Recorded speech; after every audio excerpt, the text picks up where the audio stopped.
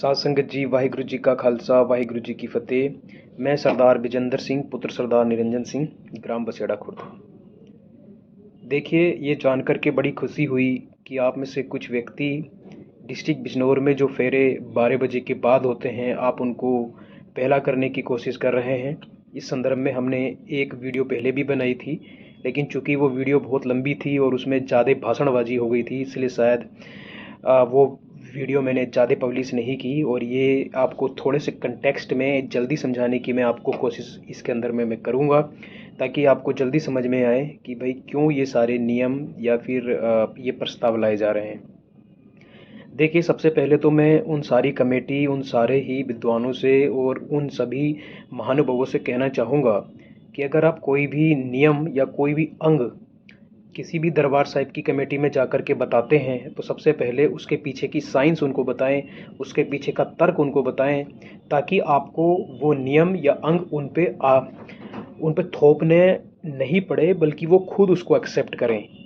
जब तक आप किसी बच्चे को, आज की डेट में बच्चा भी सवाल पूछता है कि ऐसा क्यों, आप बोलिए बेटा कल स्कूल नहीं जाना, परसों जाना है, तो वो पूछेगा पापा कल क्यों नहीं, या कोई भी सवाल कीजिए या फिर कोई भी उनको बात बताइए, तो वो उसके पीछे का एक ना एक क्वेश्चन आपके सामने रख देगा।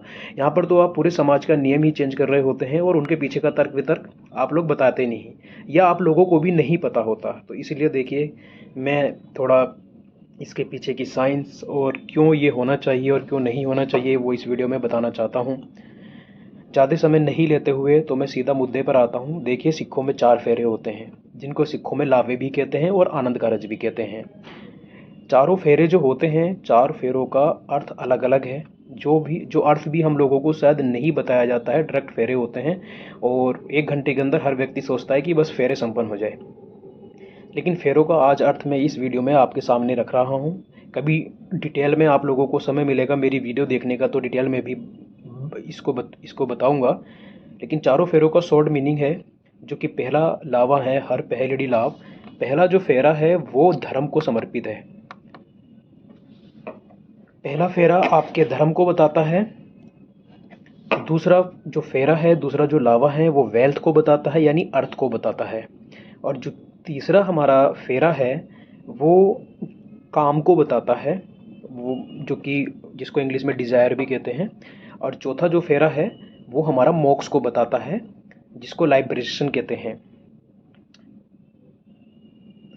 देखिए, इनको शॉर्टकट में तो मैंने आपको बता दिया, लेकिन अगर थोड़ा विस्तार में इनको एक एक लाइन में बताना चाहूँ, तो जो हमारा पहला लावा है धर्म का, वो हमसे गुरु साहिबान, या फिर ये कहना चाहिए कि लावें जो है श्री गुरु रामदास जी द्वारा रचित, जो कि चौथी पातशाही हैं। सूही मेला चौथा, जब भी लावे शुरू होते हैं सूही मेला चौथा से होते हैं, तो उसमें श्री गुरु रामदास जी के द्वारा रचित ये दिव्य वाणी में जो कि पहला लावा है, वो हमसे ये कहता है कि आपके सामने शादी के बाद कितनी भी विकट स्थिति आए, आपको अपने धर्म के मार्ग पर अडिग रहना है और किसी भी कंडीशन में धर्म को नहीं छोड़ना है, और धर्म के मार्ग पे ही चलते हुए अपना संपूर्ण जीवन जीना है।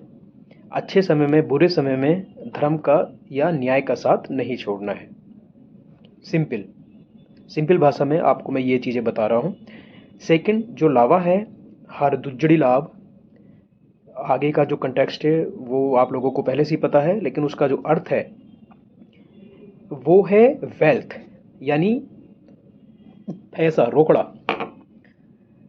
इसका मतलब ये है कि जब पति पत्नी, वर और वधू दोनों एक शादी के पवित्र बंधन में बंध जाए, तो जितनी भी पति की आय हो या फिर घर में जितना भी पैसा आता हो, उसके अंदर पत्नी और पति दोनों को पूरे हर्ष उल्लास और मन की शांति के साथ में, बिना किसी वाद विवाद के, उस खर्चे को करना है और उतने में ही अपना जीवन यापन करना है।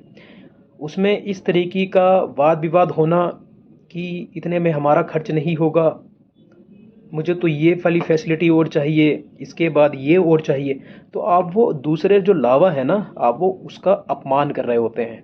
क्योंकि आप गुरु ग्रंथ साहिब जी के साथ में 4 फेरों में से जब दूसरा लावा लेते हैं और दूसरा जो कि फेरा लेते हैं, तो आप ही प्रण लेते हैं और गुरु ग्रंथ साहिब जी को वचन देते हैं कि मैं ये वचन देती हूँ, या ये मैं वचन देता हूँ कि मैं कभी भी जो मैं खाऊंगा, जहाँ मैं सोऊंगा, वहाँ अपनी पत्नी को मैं उसी कंडीशन में रखूंगा। उसको कभी भी धन का या फिर किसी भी फैसिलिटी का कमी का एहसास नहीं होने दूंगा जो कि मेरे पास हो।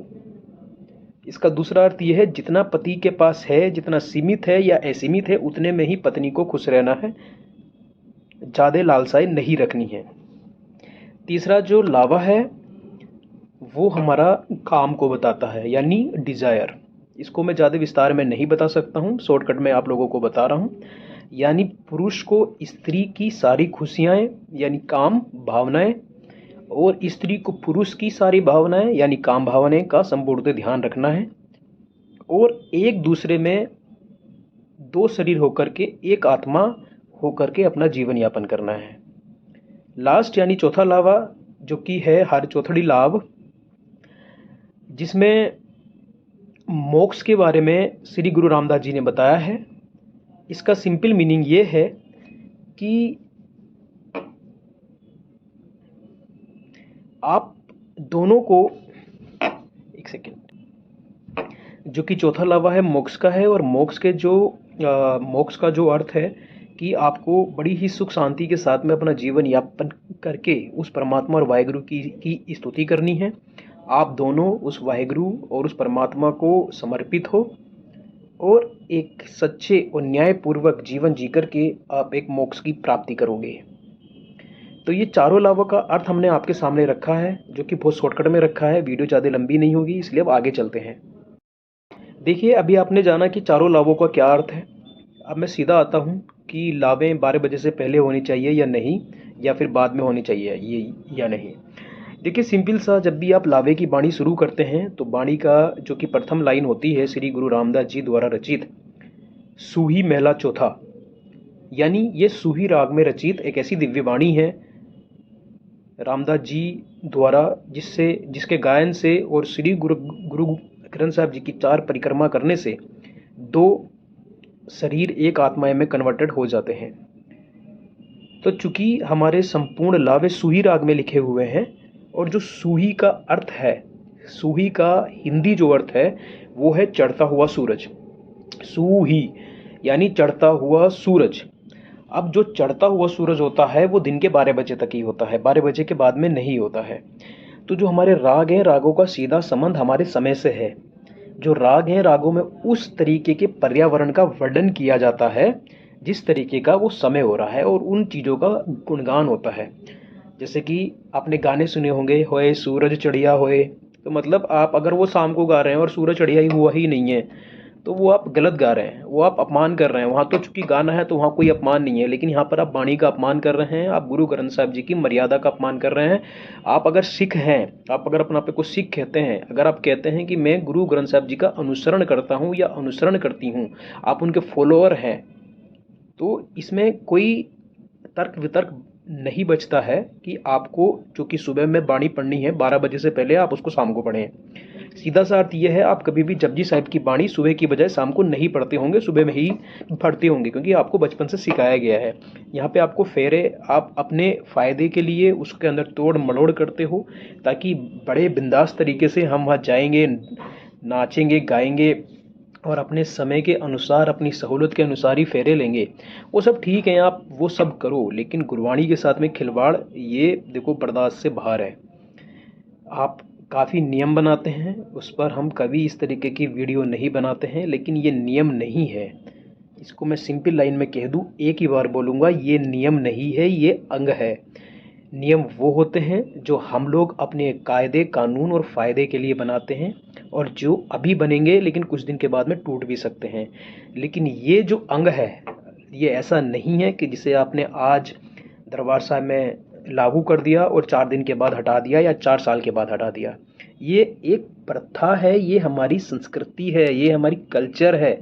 ये गुरु ग्रंथ साहब जी द्वारा आप लोगों को बताया गया है कि भाई ये राग सुबह में ही गाया जाएगा 12 बजे से पहले, तो आप उसको शाम को 5 बजे तक किस तरीके से गा सकते हो। तो देखिए, इस वीडियो को और ज़्यादा लंबा नहीं करते हुए आप लोगों को समझ में आ गया होगा कि फेरे 12 बजे से पहले क्यों होने चाहिए। देखिए, कुछ विद्वान लोग कुछ ज़्यादा पढ़े लिखे लोग इसके ऊपर तर्क वितर्क भी करते हैं, और जो सही भी है। बिना तर्क वितर्क करे किसी चीज़ को मान लेना वो सही नहीं है। इसलिए ही ये हमने वीडियो बनाई, क्योंकि अभी हम कुछ वीडियो देख रहे थे डिस्ट्रिक्ट बिजनौर में, कुछ जो कि कमेटी हैं दरबार साहब में जा करके इस नियम को बता रही हैं, लेकिन उनके बताने में वो बात ही निकल के नहीं आ रही है कि भाई क्यों करें हम 12 बजे से पहले। इसलिए शायद मुझे ये वीडियो बनाने की ज़रूरत पड़ी है, सभी बच्चों, आम आदमियों तक ये वीडियो पहुँचे, इसलिए मैं इसको यूट्यूब के ज़रिए आप लोगों को देना चाहता हूँ। ये वीडियो प्राइवेट रहेगी, इट मीन्स जिसको पास में हम लिंक भेजेंगे वही इसको ओपन कर पाएगा, क्योंकि हमारे डिस्ट्रिक्ट बिजनौर के सिक्कों के लिए है। ये सभी बंदे नहीं देख सकते by the searching on Google, वो ऐसे नहीं इसको देख पाएंगे, बट हम जिसको लिंक शेयर करेंगे वो इसको देख पाएगा। तो मेरा उन सभी कमेटियों से या उन सभी महानगर या नगर या कस्बों से या गाँव से निवेदन है कि जिन्होंने अभी तक इन नियमों को जो कि इन नियम नहीं, सॉरी, जिसने अभी तक इन अंगों को अपने दरबार साहब में लागू ही नहीं किया है, तो भाई इतनी तो आप लोगों ने त्रुटि कर दी, इतना तो वाणी को आपने खंडित कर दिया, और उसको खंडित मत करो। देखो, कहीं ना कहीं आप शायद बोलोगे कि नहीं, अभी हम और सोचेंगे। सोचो, इस पर सोच विचार वो वाला नहीं होना चाहिए कि हम इसको करें या नहीं, इस पर सोच विचार ये ऐसा होना चाहिए कि हाँ, इसको अगर लागू करें तो किस तरीके से करें। लागू तो करना ही है, लेकिन किस तरीके से करना है, संगत की उपस्थिति में संगत से चूँकि पूछें, संगत के सामने रखना एक सही पॉइंट है, क्योंकि एक ये बहुत बड़ा चेंजेस है और सबको पता होना चाहिए, वो ठीक है। लेकिन ये नहीं, आप मीटिंग नहीं कर सकते हैं इसके बारे में कि हम इसको लागू करें या नहीं करें। वो टोटली गुरु ग्रंथ साहब जी के खिलाफ है, और जो कि जिसके पीछे SGPC, अकाल तख्त साहिब और हजूर साहिब से भी सख्त निर्देश हैं। देखिए, अभी मैं हैदराबाद से ये वीडियो बना रहा हूँ, जहाँ से मैंने संपूर्ण दक्षिणी सिखों से, यहाँ के दरबार साहब के ज्ञानी जी से, सभी से इस बारे में डिस्कशन किया है। और यहाँ पे नॉर्मली ही 12 बजे से पहले होते हैं, कभी 12 बजे के बाद ये लोग फेरे देते ही नहीं हैं। और यहाँ तक कि डिस्ट्रिक्ट बिजनौर के बाहर भी मैंने देखा है 12 बजे से पहले फेरे होते हैं। तो जिस घर में पहली शादी है, आप अपने आप को खुश नसीब मानिए कि आपकी शादी पूरी गुरु मर्यादा के साथ हो रही है।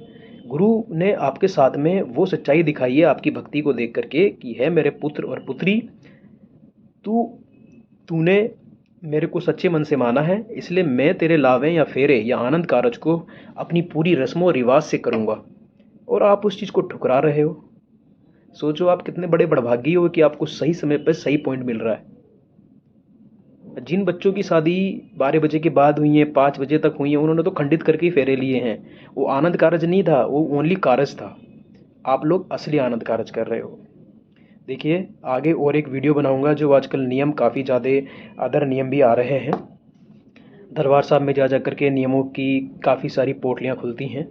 उसके लिए अगर मैं वीडियो में यहीं पे सारे नियम बता करके उनके पीछे की साइंस भी बताऊँ, या फिर वो माने नहीं माने, मैं हर बार कोई भी कमेटी नियम बनाएगी ना, तो उसका वीडियो ला करके उसके पीछे की साइंस अगर होगी तो ही मैं आपको बोलूँगा उसको मानना है। कोई साइंस नहीं है, जो आज नियम बन के कल को टूटने वाले हैं, बेबुनियादी नियम है, वो भी हम साफ साफ बताएंगे। हमें किसी का डर नहीं है, जो सही है वही लागू करेंगे। लेकिन यहाँ पे गुरु ग्रंथ साहब जी की के अंग की बात है, इसलिए इसमें छेड़छाड़ नहीं। वाहिगुरु जी का खालसा, वाहिगुरु जी की फतेह। दास से कोई गलती हुई है तो दास को माफ़ करना, कमेंट के जरिए ज़रूर बताना, इसलिए इसको मैं यूट्यूब पर डालता हूँ। Thank you.